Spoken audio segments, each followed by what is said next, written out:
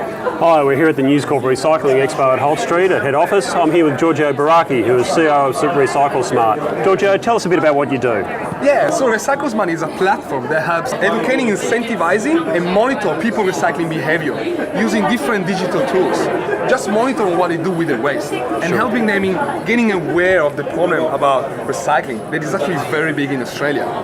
You're very big with councils and getting them to increase recycling rates. How do you do that? So using money, we get their attention in what we do, and once we grab their attention, we talk to them, and they became aware of the problem about recycling. I give you a key number. Yes. Every ton that goes in landfill is $300. If the same ton is recycled, right, it's a $50 bonus for the council. So every time we put something in the right bin, we are actually saving to our own community $350. It's a lot of money that otherwise would go in landfill. It's a very sad story. Hi, we're here with Ronnie Kahn, CEO and founder of OzHarvest. So OzHarvest does three things. We rescue food, we educate, we engage. We rescue food from delis and takeaways and boardrooms and wherever there's surplus, and we deliver that to over 600 charitable organisations around Australia.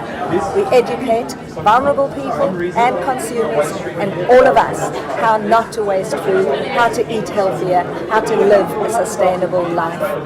And we engage with community to make sure that people help us to do this and understand and learn better. Every dollar raised for OzHarvest allows us to deliver 2 meals to vulnerable people. We're talking to Cheryl Staddon, the founder in Australia of Second Chance Toys. Well, Second Chance Toys was a concept in the States, and I decided that we needed to do something in Australia where we could use really good quality toys that were just ending up on landfill or on the council cleanup. So I've developed the idea on their model over there, which is to rescue gently used toys and donate them on to organisations that service communities in need.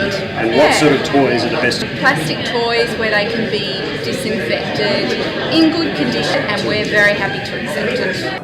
Hi, we're here with Ryan Collins, the coordinator of recycling programs for Planet Ark. When it originally came out, we were promoting the environmental benefits about recycling, whereas now we're more about getting people into good recycling habits.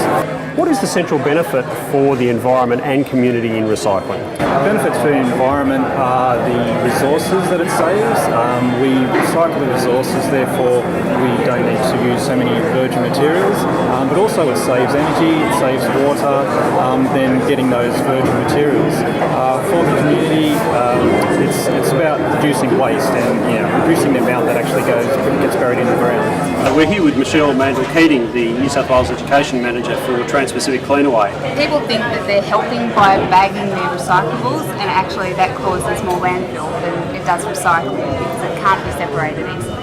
So when you're recycling at home, you've got to make sure you put each item in separately into the bin. Exactly. If you do as your council, especially at home, tells you to do, which is generally have your containers empty and just place them straight in the bin, that's the best way to recycle. How many different types of plastics are there? There are 7 different types of plastics, and they're actually internationally the same types of plastic, it doesn't matter what country, and they are all recycled differently. Their densities are different, so they are separated out at a MRF, a recycling plant. I'm here with Larissa Shashkov, the Education Manager for Mobile Muster. Mobile Muster is the official recycling program for the mobile phone industry, and we recycle all mobile phones and accessories in Australia. What we do is we take apart the mobile phones and sort them into the plastics, the metals, the precious materials, the glass, and then they're all recycled. We estimate there's about 23 million old mobile phones not being used in cupboards and drawers throughout Australia that's been stored.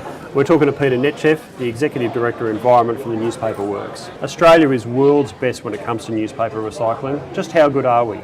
We're absolutely fantastic. Starting off probably about 21, 22 years ago, came from about 20% to being just 78, 79%. Wow. You're always got to be careful about world's best, but we are certainly among the very best in the world. The old argument about cutting down forests to produce newspapers is long gone, isn't it? Very long gone. It hasn't happened for years and years and years, decades. So all the wood fibres are being generated because you need some new fibres in to keep the material strong enough to print on it. And that all comes out of sustainable sources, typically actually leftovers from the timber industry that they can't otherwise use. So fantastic. Very, very sustainable. Dr. Carl, great ambassador. Fantastic ambassador. So we're all going to have a hug. Right? He's hugging you, but the trees are hugging us back because actually all this couldn't be done without Australians. We're here with Tony Wilkins, who runs News Corp's environment program. Tony, what's it all about? Michael, News Corp has a global environmental initiative. In Australia, we call it 1 degree. 1 degree is about all the steps we can take to make a big amount of change. How important is recycling to a company like News? First off is reducing landfill. It's actually cutting our costs because it's cheaper to recycle than to send things to landfill. But mainly it's about making an environmental difference. And let me give you an example. An average household in Australia that recycles newspapers saves enough energy to power a house for 5 days. Wow. Great result. This has been a great day. Plenty of people. It was packed at lunchtime. We'll do it again. Thank you, Mike.